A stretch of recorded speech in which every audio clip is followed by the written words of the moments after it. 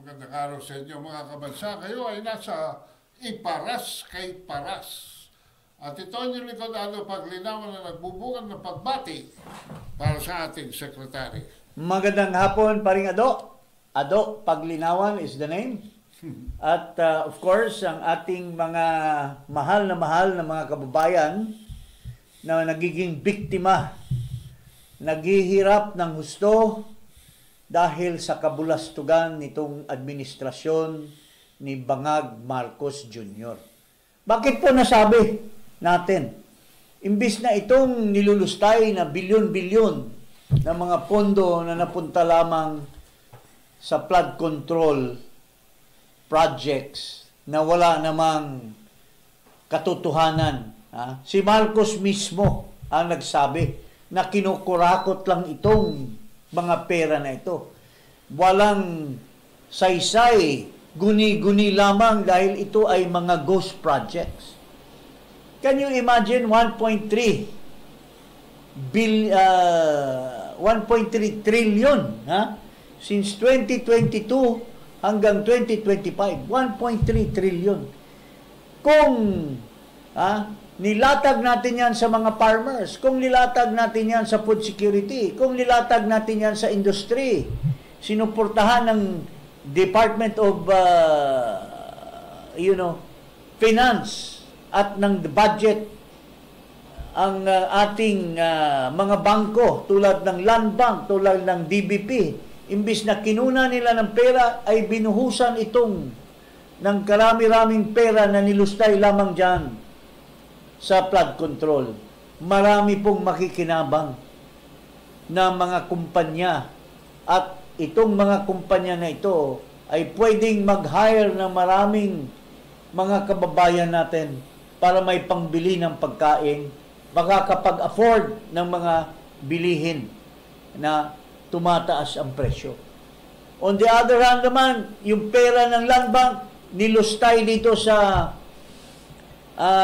Maharlika Fund, yung nilustay dyan sa flood control ay ibubuo sana nitong bangag na Pangulo, ibubuo sana niya dito sa Land Bank para ang ating mga magsasaka, mga fishermen ay makapaghiram ng pera para magugol nila, mga kababayan, sa kanilang mga negosyo, kanilang mga farms, kanilang mga fishing boats, at iba pang mga fishing paraphernalia para sila mismo ay kumita ng pera para may pangbili ng pagkain. Pero ito po lahat ay nawala sa kamay ng ating mga kababayan dahil sa kagagawa ni Marcos, sa kabubuhan ni Marcos, na pinirmahan niya yung General Appropriations Act na nagdadala ng karami-raming pera para sa flood control, at siya na mismo ang nagsasabi na nilustay lamang, kinurap lamang. At ito lahat ay mga ghost projects. Ang majority nito ay ghost projects. At parang bula lamang na nawala sa kamay ng taong bayan itong mga pera na ito. Ano masasabi mo, Paring Ado? Nako, kalunos-lunos na yung binanggit mo na 1.2, 1.3 trillion na yan. Kumpara mo yan sa ating national debt na 19 trillion. Sus Maria Josep. Di dapat na ibsa na sana. Hindi na sana tayo ng hiram. O isa din yan na nakabawa sana sa utang. Oo. Di ba? At tingnan mo ito. Itong taong Marcos Jr. na ito. Mahiya daw kayo. Pero nung nagsabi siyang mahiya kayo, nagpalakpakan pa ang mga buhaya. Nagpalakpakan. Kunyari, hindi sila ang pinatamaan. Napakawalang hiya. At ito namang Pangulo, walang hiya din. Dahil imbis na sabihin niyang mahiya tayong lahat, dahil tayong may kagagawa nitong paglustay nitong pera, sila daw ang mahiya. At ngayon, tuloy-tuloy niyang pinaninindigan niya yung sarili at binibisto niya itong mga kontraktor daw na naglustay. Pero yung mga kontraktor na yan, hindi yan magkakaproyekto kung walang bas-bas or pera na nanggagaling sa mga congressman. Ha? Kung hindi, binadgetan ng mga congressman ng katakot-takot na pondo para dyan sa flood control, walang gagamitin itong mga contractors na ito. Kaya, kumita ng todo dyan ang mga congressman. Alam ko yan, kasi sa distrito ko mismo, kitang-kita ko, may mga nagsasabi na yung mga dati ko pa rin mga kaibigan na nasa DPWH pa rin, sa distrito, sa region, sinasabi nila sa akin kung gaano kalaki ang nilulustay na pera sa DPWH projects, mga kababayan. So ito, sasabihin niya ngayon, 15 contractors controlled 1/4 or 1/3 of the 554 billion. But we're not talking of billions here. We're talking of trillions already. Ito, tingnan mo itong kumag na ito. Anong pinagsasabi niya? Yung media daw ang maghahanap kung sino yung naglustay ng pera. Quick follow-up lang po. Doon po sa 15 contractors na nakita natin, meron po bang link sa mga government officials, especially po sa mga congressmen na nakaupo, sir? Wala na ba talaga tayong investigative journalist ngayon dito sa Pilipinas? Trabaho niya yan. Look it up. We are going to look at it also. Bakit? Ipapasa sa journalist? Anong ng journalist? Illimited nga ang ng journalist. Tama. Hindi naman Samantala siya, entitled siya. Ang laki-laki ng confidential fund mo, intelligence fund mo, tapos hindi mo alam. Ultimong mga media practitioners are not stupid. You are so stupid to tell that it should be the media. You have the powers of the presidency, Macoy Jr. You have the confidential funds and the intelligence funds, 4.5 billion to 10 billion. Bakit iaasa mo sa mga journalist, yung mga PCIJ na bayad ng mga kano at sa mga iba pang mga nagdadaldal dyan na mga gawa-gawa lang ng mga kaliwa na mga grupo. Ikaw mismo, you have the powers of the presidency. You have the confidential funds and the intelligence fund na pwede mong gamitin para mag-imbestiga kung sino si congressman, so and so, ano yung construction company niya. Si congressman na miyembro ng small committee, pwede mong imbestigahan yan, Marcos Jr. Kung ilan ang nilagay nila, sino ang leader, sino ang nasa itaas ng leader ng small committee, at sino ang nag-distribute ng pondo sa mga construction companies na napunta doon sa mga distrito at nakaparking yung mga pera doon para lustayin sa mga proyekto, lalo na itong flood control projects at saka yung tinatawag nilang rock netting projects. So, sasabihin mo, wala na ba tayong investigative journalist? Yun nga mga vloggers, tinatakot nyo pa. Ginugol-gol nyo pa. Pagka mayroon namang nagbibisto ng mga vloggers, papatawag ng mga alipores mo sa Congress. Ay, kukontempt yung nyo pa. TRICOM, tatakutin nyo pa. Na fake news. Tapos yung alaga mo diyang ahas na lukaret, akusa ng fake news, siya naman ang spreader ng fake news dyan sa Malacanang. Tapos itong bata mo, na sinipa ni dating Presidente Duterte, na pinunduhan siguro ito ng mga tauhan mo dyan sa Congress, pinapanalo, biglang nabuhay, matagal nagpahinga ito kasi dating miyembro ito ng mga anak bayan, biglang nagiging miyembro na ngayon ng Bicol Saro. At bigla-bigla ang nag-iimbestiga. Pero, tingnan mo, una, tinanong siya ni Toby Tiangco, mayroon bang jurisdiction yung committee na ikaw ang chairman? Mayroon ka bang pahintulot, Ridon, sa Committee on Rules and the plenary has given you a permission to conduct a hearing? At tinanong pa ni Tiangco, anong jurisdiction itong committee mo na mag-imbestiga? Ito, pakinggan natin si Karen Davila kung anong sinasabi niya tungkol dito. Parang naglolokohan tayong lahat. Pinapagalitan nyo yung DPWH, pero yung totoo, the corruption starts with Congress owning contractual companies, these construction companies, and getting alleged kickbacks. So, will you call them? Well, ang trigger po for the Tri-Committee to invite anyone, including legislators, including... No, will you call Zaldico? That's a direct question. I mean, I saw that hearing and actually barraging the DPWH, the agencies, they're not the prime. They're not the masterminds of the corruption here, right? You've seen how the budget is made, kung saan sinisingit, ginagamit ang flood control. The president comes out with a list, so dediretsuhin na kita. Yung SunWest Incorporated had 79 projects na flood control. They were given 10 billion pesos. Ang founder nun, si Zaldico. Ang Hightone, 61 projects.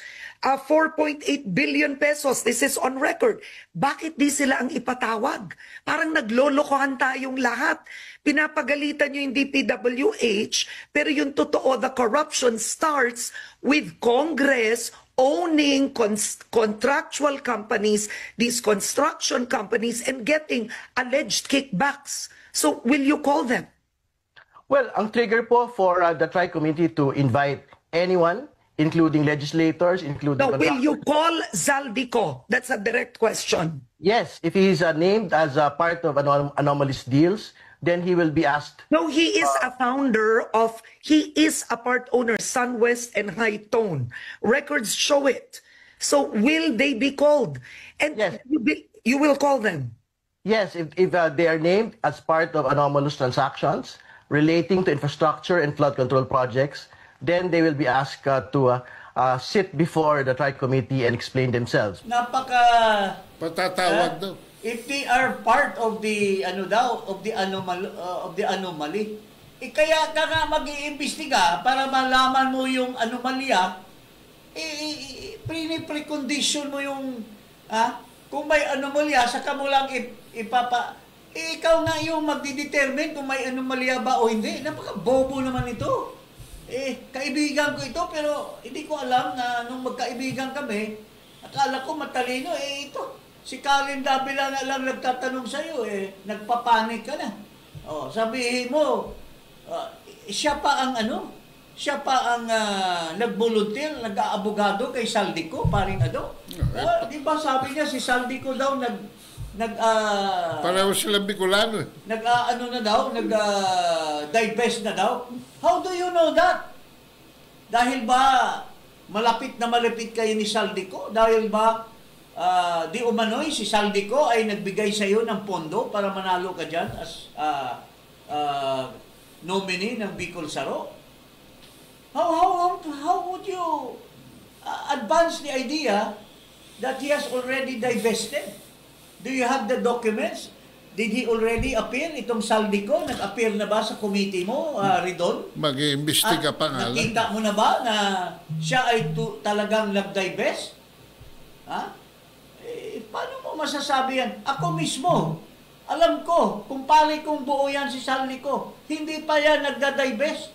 And I have a lot of documents to show that he has not divested and that I know for a fact that he is still in control of that corporation. Kaya, paano ito mag-imbestiga? Tapos yung TRICOM daw, paring comprised daw of 3 committees. Yung Committee on Good Government and Accountability at saka Committee on Public Works. Sino ba ang chairman ng Committee on Public Works? Ayan. Oh, kilala mo ba yung chairman dyan? May tao rin ni Saldi ko yan. Tsaka ni Romualdez. Oh. Yung Momo. Kaya nga, Si very Momo. applicable yung pangalan, with due respect, Momo. Ano ba yung Momo sa Tagalog? Multo. Multo. Oh. Ghost. Bakit ilalagay mo yung multo sa isang committee na talagang multo yan dahil nagkukunyari na siya ay malinis daw, pero sa mga taga Surigao, sa kanyang distrito, mayroong mga papeles ako, di umano, na siya ay identified na contractor. Yung La Suerte Construction Company, I have documents na nasa kamay ko galing sa mga taga roon na siya daw, di umano ay siya ay may-ari at siya ay may control ng district engineer. Di umano dyan sa distrito na siya ay congressman. So, paano naman ang isang, kung sa ano ba yan, pwede ba ang isang magnanakaw na katulong, gawin mo rin tagabantay ng mga ari-arian mo sa bahay? Di naubos yung ari-arian mo. Inside job. Inside job. Oh. Tapos, do you really think that the Committee on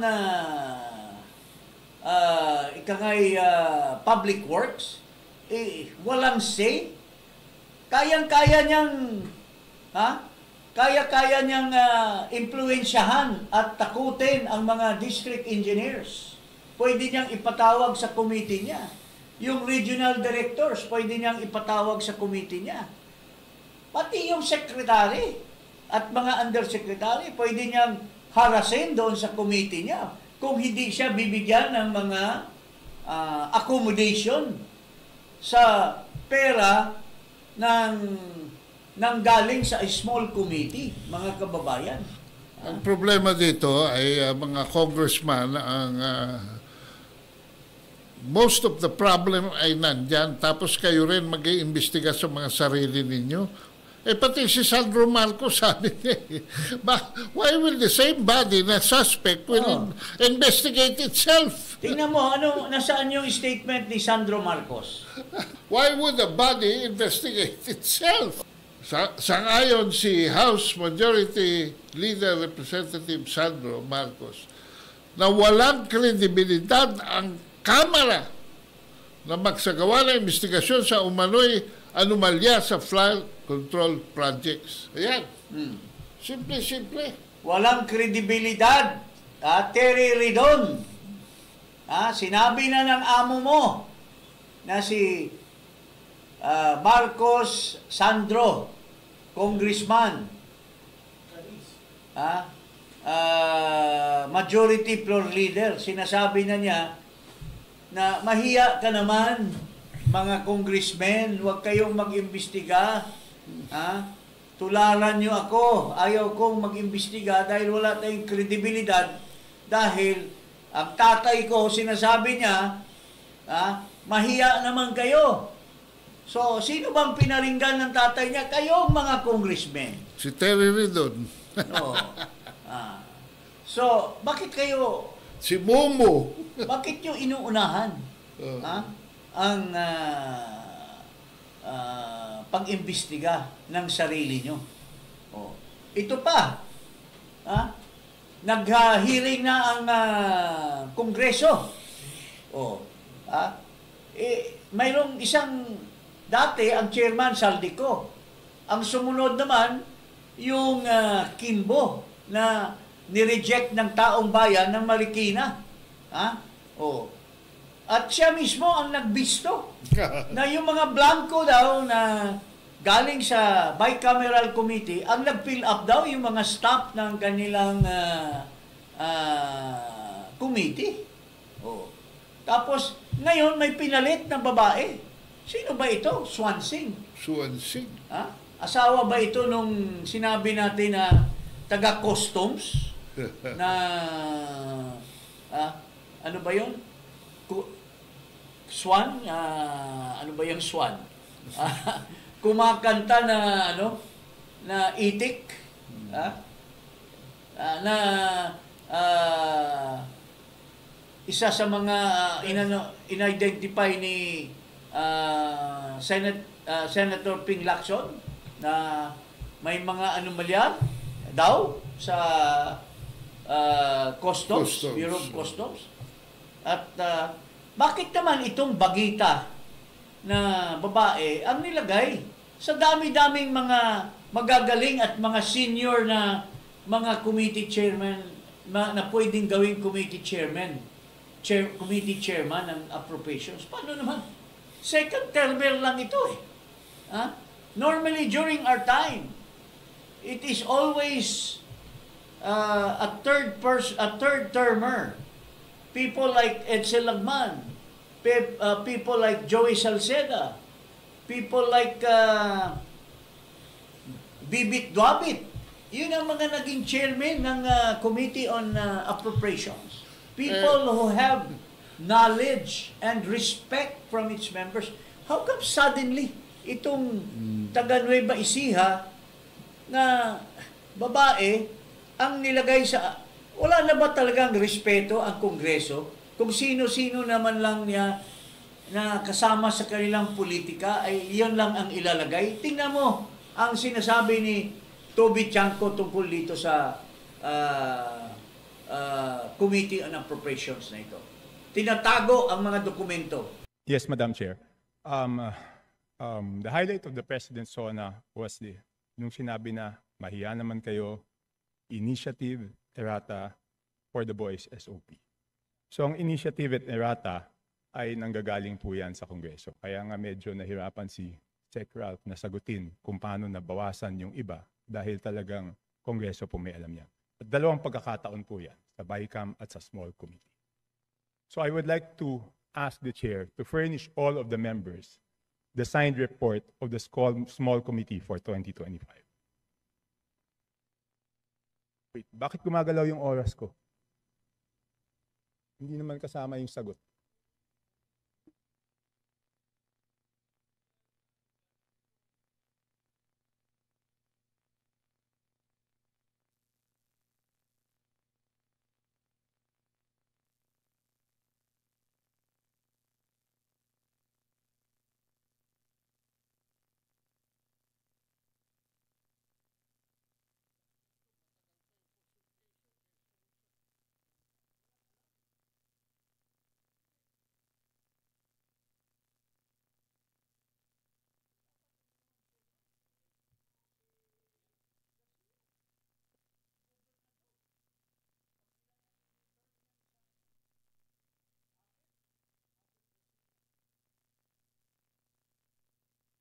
Thank you very much, Representative Chanco. The request will be put under consideration and we will let you know if it's possible to... No.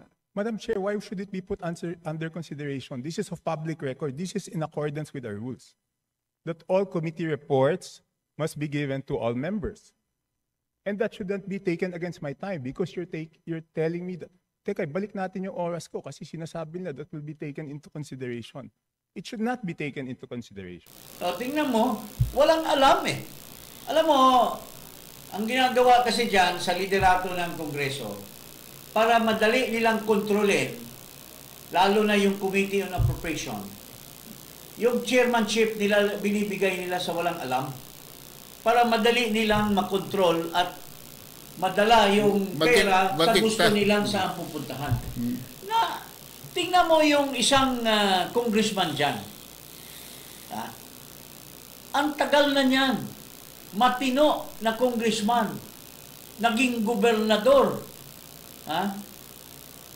Yung si Abet Garcia. Bakit yan hindi ginawang chairman? Bakit itong babae na walang alam yung pang ginawang chairman? Dahil si Abet Garcia ay hindi nila kayang kontrolin dahil matino. Anak ni Manong governor din, si Ted Garcia. Kasabay ko yon, talino nung tatay niya, napaka matino. Nilalabanan ni Manong Tet yung mga oil companies noon at nanalo siya sa laban niya, naging gobernador. Matagal kong kasama sa Congress. Napanood ko yung portion ng hearing na ito eh. Oh. At ako'y nagulat na yung small committee pala, walang minutes. Wala. Walang minutes sa mga meeting. Pero kung tanungin mo si Partido Henerasyon, si Congresswoman, yung pangalan nito, yung sa Quezon City,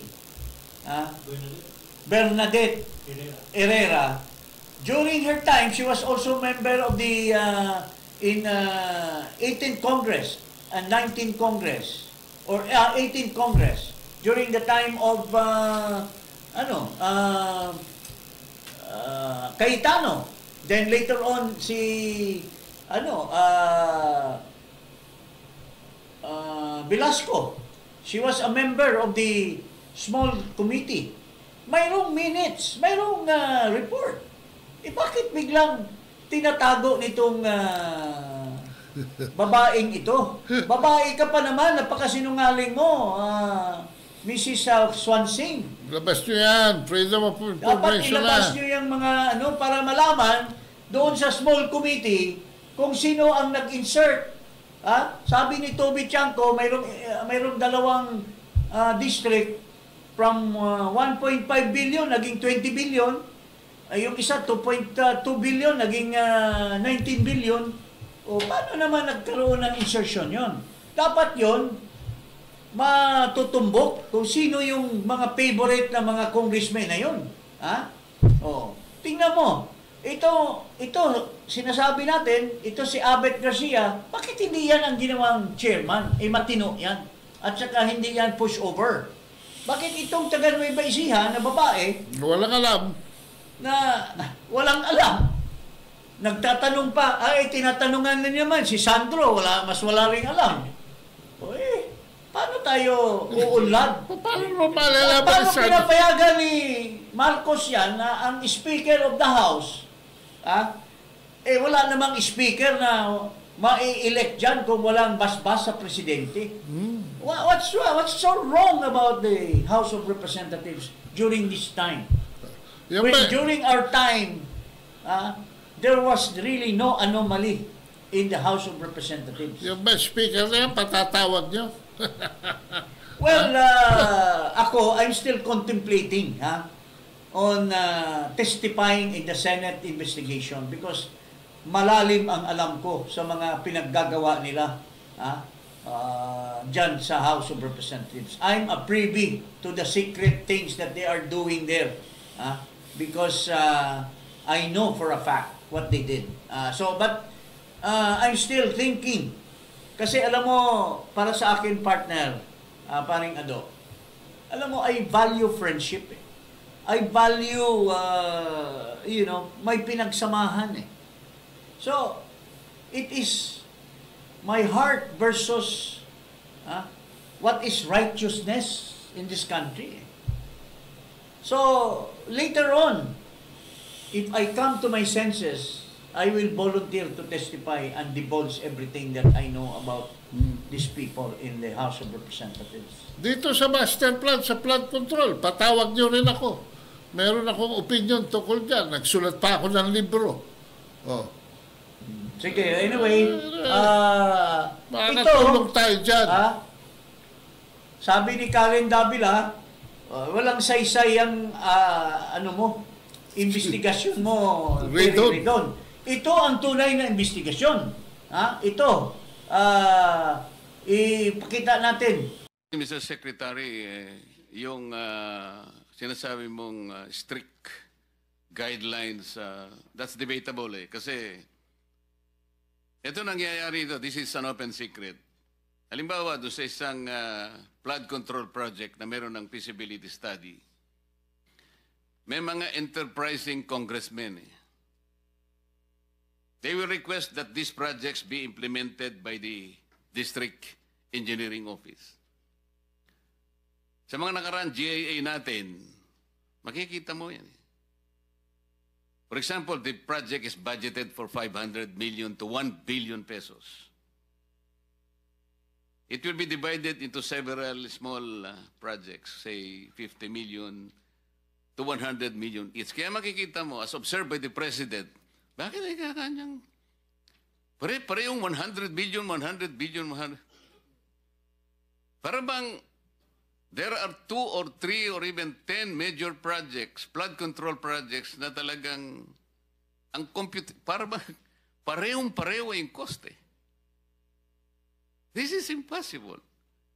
Kaya lang talagang binrake mo na dun sa ano eh. May-break up na kasi. Kailangan talaga eh. Kaya pagpaparti-partihin na lang sa 100. Kasi ang ano dito, Secretary, alam mo naman ito eh. Para sa ganon, yung congressman, maibigyan nyo doon sa favored contractor. Magagawa natin ito. And we can prove this. This office will just ask, for example, from the Office of the Undersecretary for Planning and PPP Services, Yusek Cabral yata ito, sir. Your Honor, yes. Kapag na-request po ng Blue Ribbon Committee, sino-sino yung katakot-takot na mga congressmen na palagi na lang nagre-request ng funding sa nature. Dito po lalabas lahat ito eh. Nakikita po namin. And I'm sure the office will cooperate with the Blue Ribbon Committee. Dito po makikita natin yung napakahilig mag-request ng funding. Tama po ako, hindi? Tama po, Your Honor. Okay. Ang comment ko lang dito sa sinasabi ni Congressman, now Senator Marcoleta. Alam nyo, I would just share my thorough knowledge of how things are being done in the 19th and 20th, wala pang 20th, the 19th Congress. 3 taon yan eh. 19th Congress eh. Magmula noong 20, 23, 24, and 25. It was controlled by Congressman Saldico. Ito si Saldico, Chairman of Committee on Appropriation. Ito si Saldico, kumpare ko itong buo. Si Martin, kumpare ko rin yan. Mahal ko yan, mga kaibigan ko na yan. Not of anything related to the work, but personal relationship. Ito si Saldico, mga kababayan, with due respect. Right-hand man ni Martin Romualdez yan. Since the time that Martin was still eyeing on the speakership, I was part of the group. Kitang-kita ko na yung galaw nila. Na magkalapit sila. In fact, there was one guy who was eyeing the Committee on Appropriation. It was this guy by the name of Dalipe,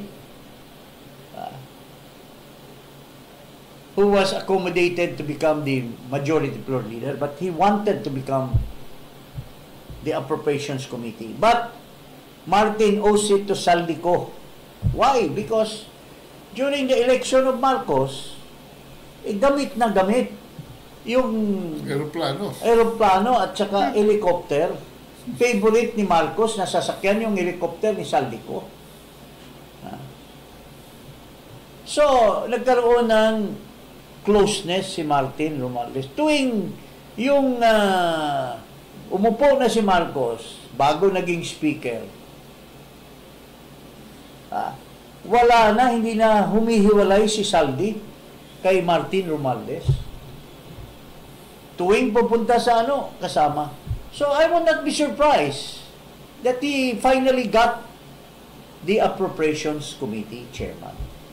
Now, being so close, it's not far-fetched, or it becomes unrealistic that Saldico does not ask the decision of Martin whenever he does something about where the money will go, where the money will be appropriated, where the money will be allocated. Kaya they created a small committee, and that is exactly why Toby Chanco. So, base doon sa sinasabi dito sa Blue Ribbon, ang katotohanan po dyan, ang mga district engineers, ito lang, tip ko lang kay Congressman Marcoleta, the key to the investigation is to summon all itong District. Let's start with the 15 projects identified with 15 contractors. Lahat ng mga projects na in-implement nitong 15 contractors, lahat ng mga district engineers or regional director where those projects were implemented, dapat ipasomon ni Marcoleta lahat yan. And they should be grilled and let them tell the truth. Kung yung mga pera, mga kababayan, yung mga pera na napunta doon sa district ng congressman, saan po galing?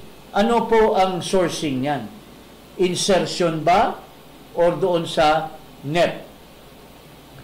Kasi karamihan ng mga projects na inimplement nitong mga big contractors, hindi po galing ng NEP yan eh. National Expenditure Program. Hindi galing yan. These are all insertions. Insertion. Kasi mayroong 2 tao, si Saldico, allegedly, na nag-aehente at who are themselves contractors. They are allegedly contractors and congressmen at the same time. Yung isa, dating contractor pero dahil sa pera, naging party list congressman. Yun ang may contact. So, lahat ng mga malalaki pupunta dyan. At pinaparcel out yung mga kontrata dito sa mga malalaking contractors. Yun ang totoo dyan. So, pagdating ng mga contractors, ang mga pera niyan sa district, hindi alam ng congressman sa district. Malalaman na lang niya na may pera doon sa district niya. Ang tinatawag niya, pinaparking.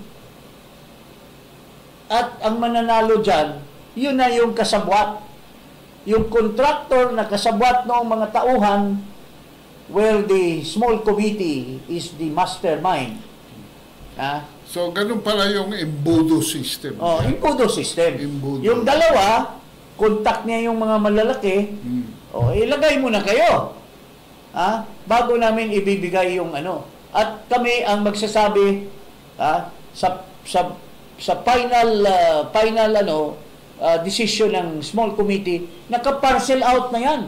May dagdag pa yan pagdating ng BICAM kasi may mga pahabol. So, if I were Marcoleta, I hope he listens to this program, lahat ng mga district engineers. Now, makikita yan kung ang bidding ginawa sa district, kung hindi ginawa sa region, yung regional director. Malalaman ngayon kung anong source. Kasi kung sa NEP, tapos yung congressman the congressman directly is the one that involves, maliliit lang yung mga projects niya. 50 million, 60 million, pagka 100 millions na, 200 million, 300 million na yung project. At saka, ano na yun eh, may transparency na yun kasi nakapasok na rin sa NEP. Kung, ano yun eh, yung sa NEP, ano na yan, na ano na yun the year before eh. Nahingi na yung mga congressmen yan. Pero yung insertion, Doon ang mga malalaki. Yun ang At mga yun ang multo. napunta dito sa 15 congressmen. Yun ang mga multo. 15 contractors. And many more. Hindi lang 15. Marami pa dyan na hindi pa in-include. Doon lang sa district namin, yung congressman doon, yung asawa niya, ang contractor Oh. 67 nga daw. Di ba? Mayroon pa doon sa Dumaguete, sa Negros Oriental. Mayroong isang construction company doon. Dapat imbestigahan yan, yung PhilSouth. Allegedly, yun ang nakaka-corner ng mga projects doon. Saan galing yung mga allocation doon? So, there are more. There are more. More than the 15. Pero, yun lang po, the Senate Blue Ribbon Committee should start with the district engineers as they go along. Huwag dito, kasi si Bunuan, pinapaikutan lang yan Ang nakakaalam dyan, yung si Yusek Bernardo, Yusek Sadain, Cabral, yung Cabral, mayroon pang isa, yung si Ador Canlas. Matinik yan. Yung Yusek Ador Canlas. Kilala ko yan. At matinik yan sa projects. Matinik din yan sa yung mayroong isang Japanese dyan, sa BGC. May mga magagandang dilag.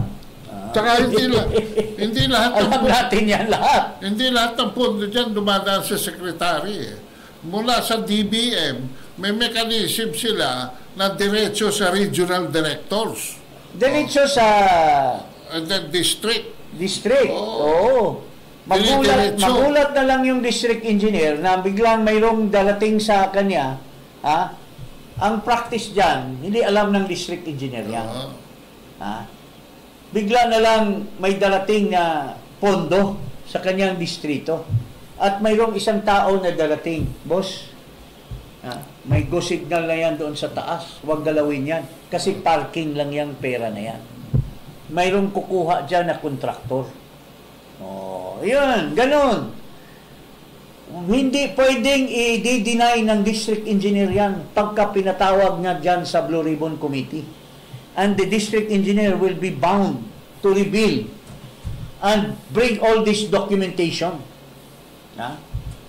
Kasi sigurado yung contractor na naka-assign na yung amount na yan will surely win the bidding. Because sasabihin ng district engineer, mga kababayan, yung mga local contractors, wag kayong mag-bid dito Wag kayong mag-bid. Kasi mayroon na yan naka-ano na yan Naka-park. Siyempre, yung mga local contractors, hindi niya susuwayin yung district engineer. Why? Wala sila negosyo. Because sa susunod, hindi na sila pagbigyan ng district engineer. Tatalbugin sila sa bidding. Kaya dapat omerta. Ibibigay doon sa galing sa taas. And dapat ipatawag din ng Senate Blue Ribbon Committee yung mga pondo, mga district engineers ng mga distrito na namatay yung congressman, natanggal, pareho ni Arnie Tevez, natanggal. Sino pumalit doon? Wala, tinake over yan ng Speaker of the House. Siya ang in charge doon sa mga district na yan. Oh my God. Dapat tingnan din ni Marcoleta yan at nila Jinggoy, nila sino pa dyan, lalo na si Chis dahil sinasabi niya, dinidemolish siya. Pagbawi mo na ito, Chis. Ipatingnan mo yung mga distrito na wala ng congressmen at doon sinasaksak o di umano yung mga malalaki na sinong may hawak di somebody from the leadership, di ba? Pag hindi niya natuntun, ituturo pa sa'yo, Chis, na yan ako, as far as the District of Hagedorn sa Palawan, yan. Alam na alam kong nangyari dyan. But I will not say it at this program now. But later on, when the time comes, we will say. And even people na nakakausap ko, malapit pa sa akin, mga brads ko pa sa fraternity na gumagalaw dyan. Oh, hindi tayo ganyan. Oh. So, yun po mga kababayan. At ito, pakinggan natin si Rapi Tulfo. Maraming salamat, Mr. Chair. Ako po ay magbibigay ng senaryo kung paano po mahilentulad sa karneng baka sa palengke ang ilang bilyones na napupunta sa flood control. At kung paano po ito kinakatay, china-chop-chop at niluluto. Nagsisimula po yan sa isang proponent na kung saan ay kakatay po siya ng say 20 billion pesos mula sa NEP, BICAM, and ang program appropriation. Now, itong proponent na ito ay dadalhin niya ang 20 billion na nakatay niya doon sa mga nabanggit ko, NEP, BICAM, and program sa Region 4B. Na kung saan ang regional director doon ay isang nagngangalan Mr. Gerald Pakanan, excuse me. Now, yung 10 billion, si proponent na ang gagawa ng project dahil meron naman siyang kumpanya na nagkukontrata. So, ibig sabihin siya po isang contractor. So, hindi na po natin malaman kung magkano eksakto ang kanyang kikitain doon sa 10 billion. Pero, ang estimate po, abot ng 60% kita niya, 40% na lang mapupunta sa project. Ano mangyayari po doon sa 10 billion na titira? Siyempre, kukunin po yun ni Mr. Pakanan. At yung 5 billion, si Mr. Pakanan na po ang gagawa ng project dahil meron din po siyang sariling kumpanya na nangungontrata. And of course, doon sa 5 billion niya, magbibigay siya ng 28% SOP sa proponent. Now, anong mangyari doon sa 5 billion na natitira na? Yun po ay bibigay ni Mr. Pakanan sa kanyang mga kaibigang kontraktor. And of course, again, si proponent kikita po ng 28%. Si Mr. Pakanan kikita ng 18%. Yung mga kontraktor, of course, kikita din yun 30%. Alisin po natin dyan yung 7% para sa tax sa BIR of VAT. At meron pa pong 3.5% para sa tinatawag na EAO, Engineering and Administrative Overhead. Kasama po dyan bids awards committee at kung ano na pa. So 3.5%. I-add nyo po yan total, 86.5%. Magkano lang po napupunta sa project? 13.5%. Ganun po yung kalokohang nangyayari dyan sa Region 4B. Now, kunti na lang Mr. Chairman.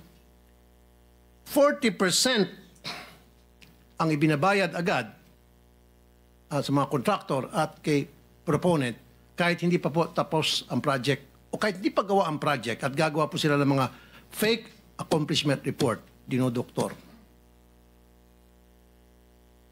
Yan po yung example lamang kung paano po binabalasubas ang pera para sa flood control na dapat po ay imbestigahan ng committee to sa susunod po ng mga hearing. By the way, isang Ryan Altea ang nagpakilala dito kay Mr. Gerald Pakanan doon sa isang proponent. So, ibig sabihin, ito si Mr. Altea ay well-connected na ngayon po ay na-promote pa. Ang daming kalokong ginagawa, na-promote at siya po ngayon ay isang direktor sa main office. Maraming salamat, Mr. Chair. I can confirm about this Gerald Pakanan. Nakausap ko rin yan noong may nagreklamo yung anak ni Congressman Hagedorn na biglang yung mga nakalaan na projects sa tatay niya ay medyo minaniobra. Tinanong ko siya, bakit naman, But I will tell the rest later on. But kino-confirm ko lang yung sinasabi ni Senator Rapi Tulfo na deadly ito si Mr. Gerald Pakanan.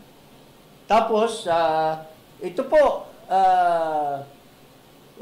maybe not completely yung sinasabi ni Senator Tulfo, but ganun po ang korupsyon na nangyayari in the 19th Congress. Sa 3 taon na namumuno si Ferdinand Marcos Jr.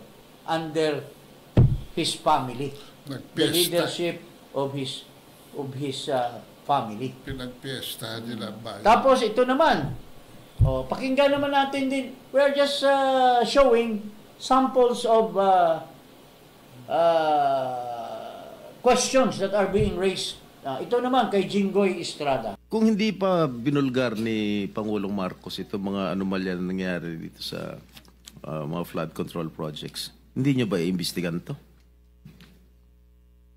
Kailangan pa umabot ng Senado para imbestigahan ito dahil binulgar ni Pangulong Marcos ang mga di umano yung mga anomalya tungkol sa mga flood control projects. Hindi naman po siguro, I think, Your Honor, I think this is a routine process naman ng department that every project that we complete must have to undergo a quick, it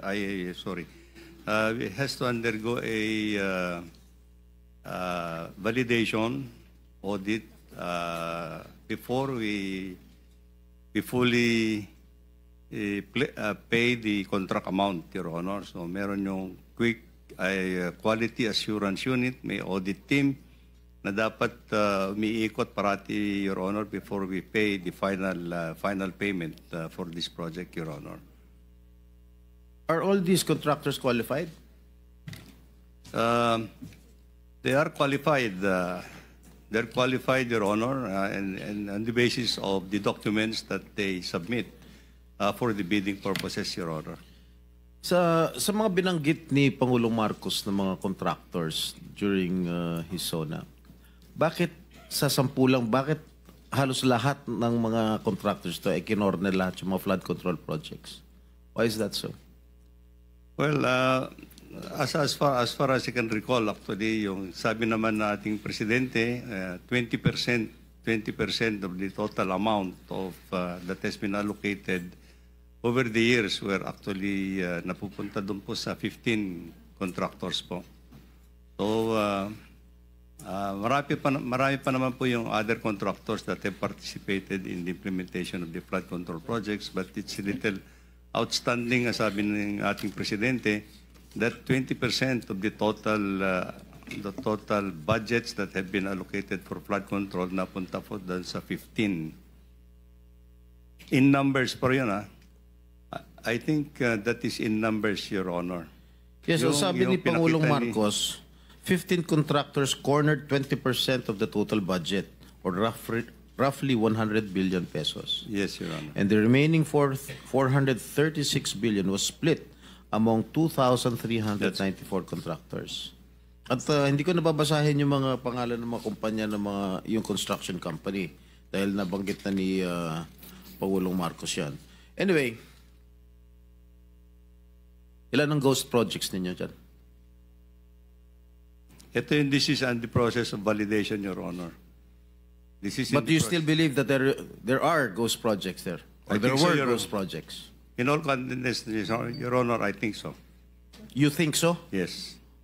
San yan? Well, as I said, as I mentioned in my statement, there are district offices that we are trying to continue the validation of some of the projects, Your Honor. Let me just point out, Your Honor, that many of these projects also, many of the other projects that I have mentioned, some of these projects were also implemented in 2021, 2022. Sige. Kailan nyo pa nalaman na may mga ghost projects? Since you assumed office, Mr. Secretary? Or just lately? Just lately, Your Honor, and unfortunately... So ibig sabihin, when did you assume as Secretary when President Marcos appointed you in 2022? Yes, all right. So you believe in 2022, 2023, 2024, walang ghost project? Well, Your Honor, at the central office, we are relying actually on our project monitoring information that comes to us actually. unless it's going to be validated actually and filled. So you said siguro merong mga ghost projects. Who informed you na merong mga ghost projects? Well, there are already informations that are coming up. Yes. Who in particular informed you that there were or there are? There are ghost people projects? in the department actually that are. And how do they know that na merong mga ghost projects? Well, there are people actually who can actually certify, Your Honor, and these are the projects that we are now intensively validating actually. Okay, Your my office received reports that there are ghost projects in the municipalities of Kalumpit, Malolos, and Hagonoy in the province of Bulacan. Can you confirm this? Yes, Your Honor. That's true. Well, this is the information that we have received, Your Honor. And the contractor, allegedly, Wawaw Builders, correct? That's correct, Your Honor. And SYMS Construction. Am I correct? I don't recall that name, Your Honor. But Who is the owner of Wawaw Builders? Is he here? Is he present here?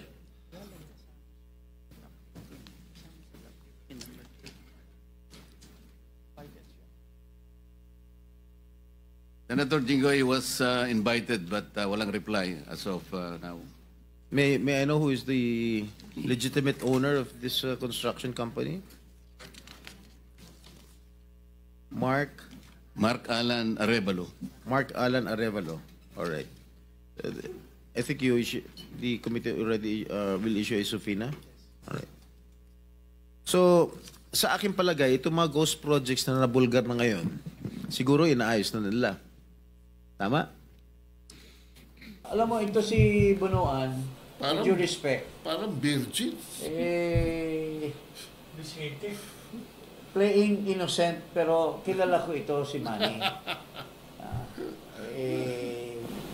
During my time, ano lang ito, assistant secretary. There was this really good guy in the DPWH. Sa panahon ni Secretary Dato Manong, sa panahon ni yung governor ng Zambales, Ibdani, his name is Undersecretary Encarnacion. Napagkagaling noon at righteous yun. Ito, assistant lang ito. Pero may mga naririnig na ako tungkol dito kay Manny Bunuan. Kaya nga, well, parang virgin. It's either during this time of the Marcos administration, maybe being a weakling, so to speak, kasi hindi naman talaga siya fitted as secretary level dahil wala naman siyang empleyado ito ni Ramon Ang sa kanyang mga projects sa mga highway. Bigla na lang kinuha na hindi naman talaga dapat siya on the level ng becoming secretary. Pero ngayon sasabihin niya 2022 daw yung mga ghost projects. Ngayon sinita siya ni Jinggoy saka bigla niyang inamin na may ghost projects na sa panahon ni Marcos Jr. May tendency ito mga tao ni Marcos na i-atras nila to make the Duterte administration liable. Let me cite some arithmetic here. Sa 7 years appropriation kay Duterte, umabot lang yan ng around 750. 6 years lang, huwag 7 years. Hindi, yung kasama yung 2022 to 2016 to 2017. Divided by yun, by the number of years, no? Umabot lang yan sa mga 780 billion. Ang total sa 6 years. Divided by the number of years, 105 billion a year lang yan. Lahat pasok sa National Expenditure Program. Wala mga insertions. Ang flood control project? 105 billion? Yes. Dahil, Whereas dito, Sa 3 taon, 1.3 trillion or 1.1 trillion. 1.2 trillion divided by the number of people. Lumalabas dito na 283 billion. Almost 3 times. Hindi. It's so short. 1.1 trillion divided by 3 O di nasa 300 billion. 300 Kaya nga billion. pinalalabas ko yung chart 300 billion plus. From 2022 to 2025, ba? 1.13 trillion ang allocated for flood control. Divided by how many years mo ngayon yan? 3 years pa lang. Di 400 pa pala. Kaya nga So, it's more. Kaya nga sinasabi ni, Manny Bunuan, sa 554 billion lang daw. Hindi naman. Sa 2024 at 2025, 600 more. 600 or 700 billion. Ngayon, bakit pinalabas ni Marcos yan? Kasi puputok na yan dahil itong bagong Senate, independent, talaga mag-iimbestiga ang bagong Senate dyan. Dahil nung eleksyon, pinalabas niyo si Ping Lacson na yung mga flood control programs noong panahon ni Duterte ay ini-indict ninyo, no? Sinisiraan nyo yung Duterte administration through Ping Lacson. So ano nangyari? Pati dito kay Saldico, may naririnig na ako sa social media, inimbestiga na yung SunWest na yan. Palabas na yan, pagtutok na yan. Alam mo, tama ka. Pero yung SunWest, sa 2023 lang yan nag-umpisa. 2023, 2024, 2025. Doon yan yumari ng husto. Sa 2021, nung pandemic, mayroon din akong ibubulgar dyan. Sa COVID naman yun. Sa COVID, 6.7 billion ang niyari ni Saldico. Yung sa laptop. I have the documents. Education. And there is someone who will testify. Hindi, yung 6.7 billion, nung sinasabi ni Joel sa Parmali na involved si Saldi, hindi po totoo yun. Hindi kasama si Saldico sa Parmali. Mayroon siyang project na originally it was not SunWest, pero inagawan niya yung original at SunWest ang inano niya. Ito dapat maimbestigahan din to side by side with the Senate investigation. Kaya puputok na yan. Pinayemp lang ni Marcos yan Kaya ngayon gusto pa natin magpasalamat kay Marcos. So, with due respect, we have already exhausted so much on this issue. Now, on our next episode, we will continue on the saga of Marcoleta. Pero sinasabi namin kahapon doon sa aming press conference, kami ni Ferdy Topacio, we would still want a truth commission. Kasi alam mo, even if Marcoleta, my good friend, is not involved in any activity relating to corruption, marami dyan sa mga senador, kumupit din yan. Kumupit yan. Si Saldico mismo nagsabi sa akin na mayroong tag 3 billion na allocation yan, bawat senador. On one occasion, he told me na, pare, may tag 3 billion yan ang bawat senador na nakatabi. Kaya, yung marami diyang sumasakay-sakay, dapat imbestigahan din niyo yung sarili nyo. Kasi, yung 3 billion, saan nyo nilagay?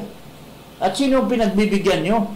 I'm sure some of these senators may have also been involved in allocating the funds inserted by them sa mga 15 contractors na sinasabi ni Marcos.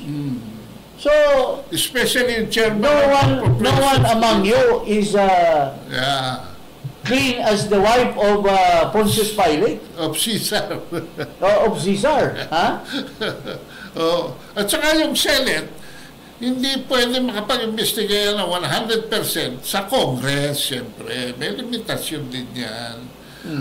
So, independent body. Kaya ba ninyong ipatawag yung mga small committee members na nag-parcel out? Hindi pwede. Ng ano?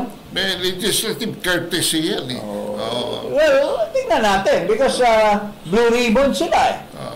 We'll see if... talaga matapos. Kasi otherwise, moro-moro lang din yan. Kung sinasabi natin si Terry Redon ay sinasabi ni Davila na ganito, moro-moro lang din. I hope Marcoleta will not be destroyed in his investigation if he will not go to the bottom of these things. Anyway. Okay, so dito po tayo. Magandang hapon po sa inyo. Mabuhay po.